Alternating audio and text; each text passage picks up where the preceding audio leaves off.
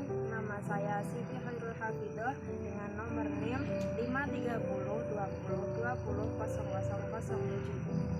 Saya mahasiswa IAIN Salatiga, Fakultas Usuluddin Adab dan Humaniora, Prodi Ilmu Al-Quran dan Tafsir. Di sini saya akan sedikit menjelaskan tentang perjalanan Nabi ke Syam. Bagaimana sih keadaan Syam sebelum Islam? Bagaimana perjalanan Nabi ke Syam? Lalu apa jenis perdagangan yang dilakukan Nabi di Syam? Nah, yang pertama saya akan sedikit menjelaskan tentang keadaan Syam sebelum Islam. Kata Syam itu berasal dari kata Syarianiyah yang kembali kepada Syam bin Nuh yang tinggal di negeri tersebut sesudah terjadinya banjir. Daerah Syam pada saat itu mencakup daerah Suriah dan Lebanon, Palestina, serta Yordania.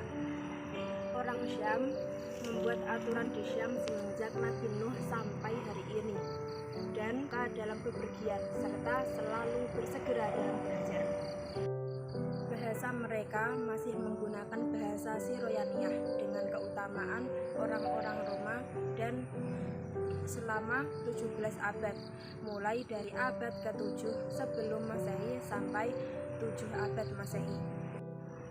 Sudah diketahui dari penduduk Syam dengan ketentuan mereka dalam memegang bahasa mereka, yaitu bahasa Syarianiyah, sehingga apabila Islam datang mereka sudah menyambutnya dengan semangat dan mereka membantu orang-orang Arab berlawanan dengan Roma. Kemudian mereka mengalihkan semuanya ke Islam dalam berbagai tahun.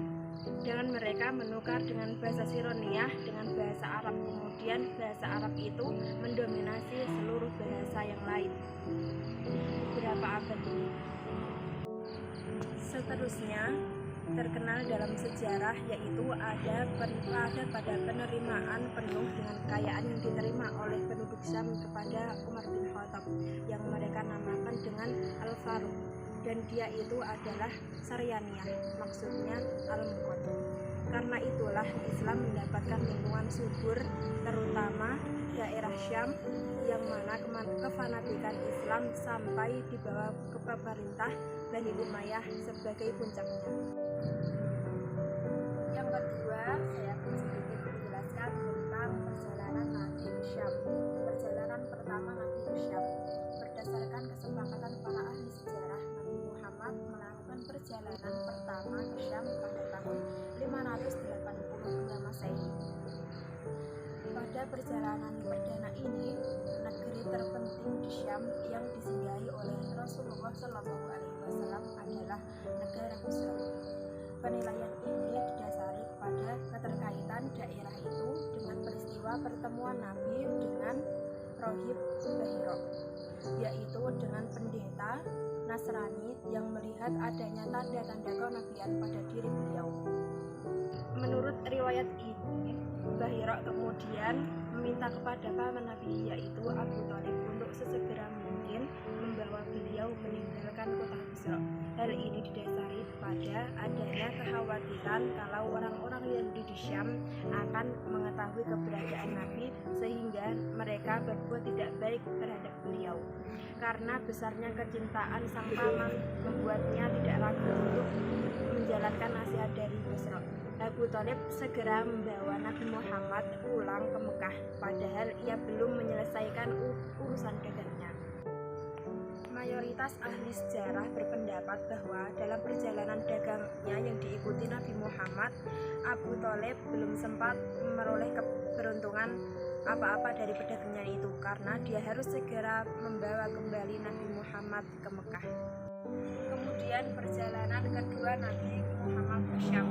Perjalanan beliau yang kedua ke negeri Syam ini terjadi pada tahun 595 Masehi ketika Nabi Muhammad berusia 25 tahun.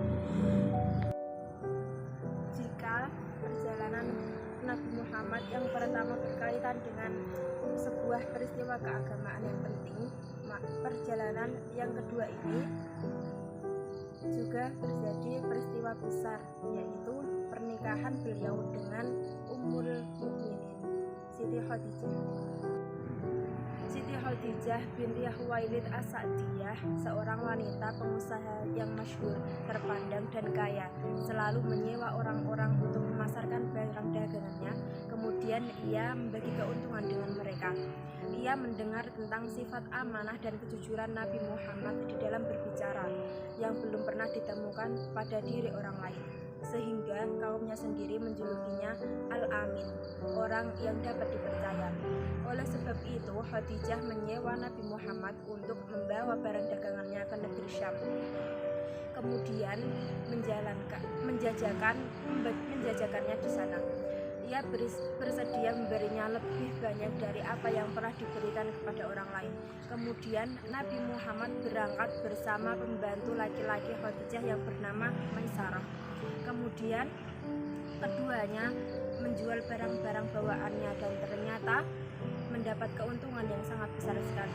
Selama dalam perjalanan terdapat keberkahan-berkahan yang timbul dari diri Nabi Muhammad yang membuat Maisarah senang sekali. Salah satunya yaitu keberkahan itu adalah mendapatkan keuntungan yang sangat besar sekali. Mereka tidak kepanasan saat di perjalanan karena dilindungi oleh awan di atasnya, dan ketika melewati Basrah, pohon-pohon saling menunduk. Yang selanjutnya yaitu perjalanan ketiga, mengunjungi negeri Daumatul Jandal. Meskipun posisi Daumatul Jandal pada saat sekarang telah berada dalam wilayah kerajaan Arab Saudi, namun pada masa Rasulullah, negeri tersebut secara administratif dan teritorial masih berada di bawah kekuasaan pemerintah Syam. Keterangan ini ditegaskan oleh beberapa sumber historis dan geografis yang ada. Hal inilah yang selanjutnya dikategorikan sebagai kunjungan Rasulullah yang ketiga ke wilayah Syam. Kunjungan ini sebenarnya merupakan perjalanan perang untuk menaklukkan negeri itu. Kunjungan yang menghasilkan beberapa tempat penting dalam perjalanan hidup beliau tersebut. Berlangsung pada tahun ke-5 Hijriah. Yang terakhir yaitu tentang jenis perdagangan yang dilakukan oleh Nabi Muhammad. Bentuk dan jenis perdagangan bangsa Arab jahiliyah sangat variatif. Di antaranya yaitu para pemilik modal dapat terlibat langsung dalam mengelola perdagangan atau hanya sebagai penanam modal atau investor. Janda kaya atau anak-anak yatim yang memiliki peninggalan harta benda misalnya dapat menginvestasikan modalnya kepada orang-orang yang pandai dalam berdagang dan dianggap bisa dipercaya. Bentuk ini dikenal dengan nama muqaradah atau mudarobah. Bangsa Quraisy pra-Islam hidup pada masa jahiliyah. Mereka senang melakukan praktik bisnis ribawi.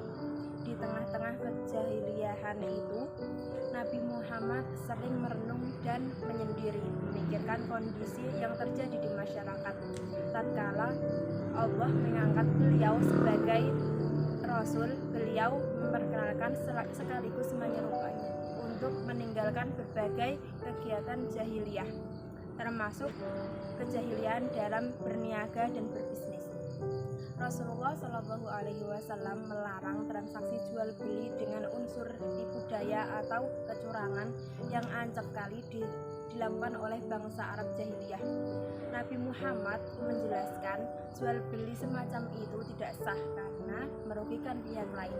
Beliau menyampaikan kepada kaumnya bahwa dalam Islam terdapat kerangka dasar ketika yang harus diterapkan saat transaksi jual beli. Demikian yang dapat saya sampaikan. Kurang lebihnya saya mohon maaf. Wassalamualaikum warahmatullahi wabarakatuh.